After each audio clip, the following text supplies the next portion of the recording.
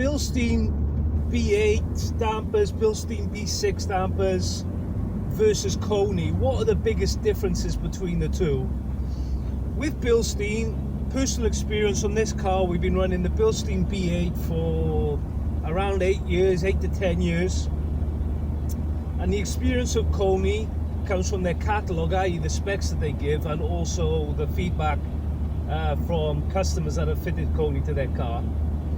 So they're both sport dampers, obviously. We're talking about the Koni yellows.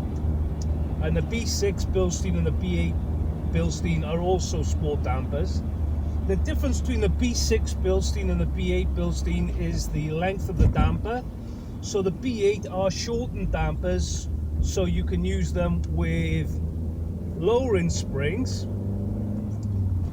You can use the B6 with lowering springs also, but if you're using lowering springs that have lowered the car a lot, generally speaking more than sort of 40 millimeters, then the B8s are a shortened body, so you maintain the damper travel. So that's the difference between the B6 and the B8. The Koni yellows, honestly I'm not sure if they're longer or shorter. I would imagine that they're slightly shorter than the factory dampers, but don't quote me on that. It's not really an important thing anyway, in my opinion, the shortened dampers, because I would say 90%, 95% of the lowering springs on the market from your H&R and Ibach, they are designed to work with the car's original dampers, i.e. the factory length dampers.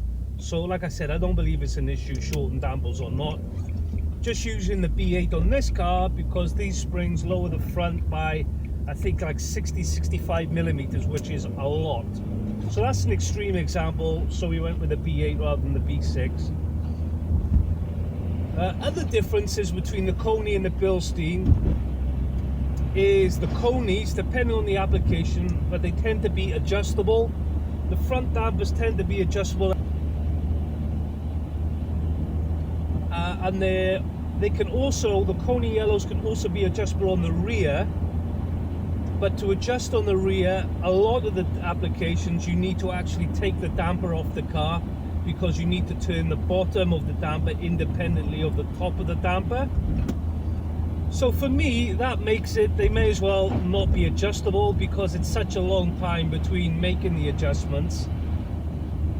It's hard to do a back-to-back comparison, and two, you don't really want to make the adjustments because it is such a faff. So for me, if you have to take the dampers off the car, it may as well not be adjustable. The front's top adjustable, which is something that can be done very easily, so that is worth having. The Bilstein B6, B8, the only difference between the B6 and the B8 is the length of the damper, and they are not adjustable for damping. They claim to be around 20-25% stiffer than the car's original dampers, but again, this will depend on the car, depend on the model of the car, but ballpark figures say 25% stiffer. The Koni also claims to be in that sort of ballpark, but then you've got the adjustability as well, so I suppose that can vary, you know, plus or minus 10% maybe. The feedback I've had for customers about the Koni, I would say more than half of the people find them a very hard damper. They're not 100% satisfied. That's the impression I get when people talk, when they have the conversation with a customer. Maybe they're buying something else, but we get onto their cars. What have they done to it? What are their opinions? So that was so that's the one dominating thing that I have in my mind about the Koni. What else? So that's the Koni basically. The Bilstein, really I don't know any. Ooh, someone's had an accident here. Really I don't know anybody that is. I don't think I've heard a single person complain or have any bad things to say about the Bilstein. And in my personal opinion, I would say they're a great damper. they do what they say on the tin.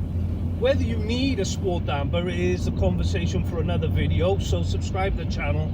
I'll do another video on that. Do you need sport dampers in your car? But in my opinion on the Bilstein, yeah, they're around 20-25% stiffer. And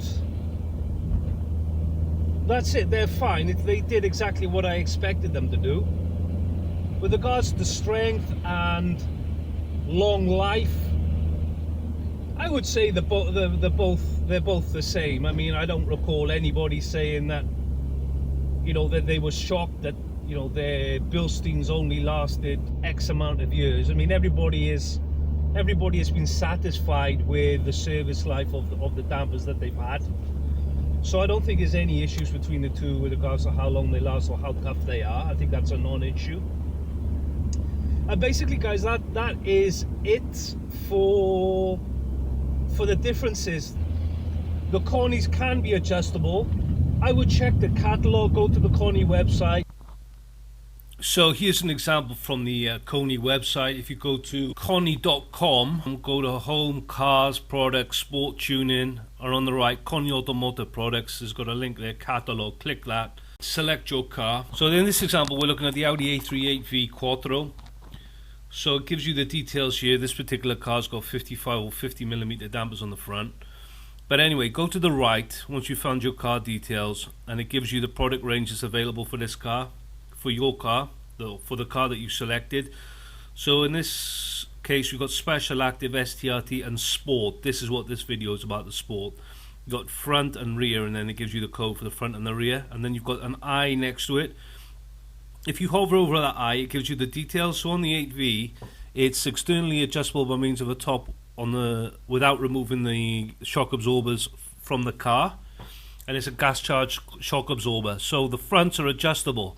The rear, if you hover over the eye, it's just a gas charged shock absorber. So on the 8V, the rears are not adjustable, but the fronts are adjustable while it's on the car. So this is what I mean. Just go to the Koni website, find your car, and then just check if it's adjustable or not, and if it is adjustable, how it's adjustable. Because not all of the dampers are adjustable on all cars. On some cars the yellows are adjustable at the front, other cars they're not. But basically the difference is the adjustment between the fact that the Konis can be adjustable. But strength wise the same, around 25% stiffer. And everybody has, you know, says that they last, you know, very well. And that's it, guys. That's the difference between Koni yellows and Bilstein B6 and B8. If you're looking for dampers for your car and you're looking at the Konis and you wonder what the difference is, hopefully this video helps you understand what the difference is between the two, and can help you make a buying decision.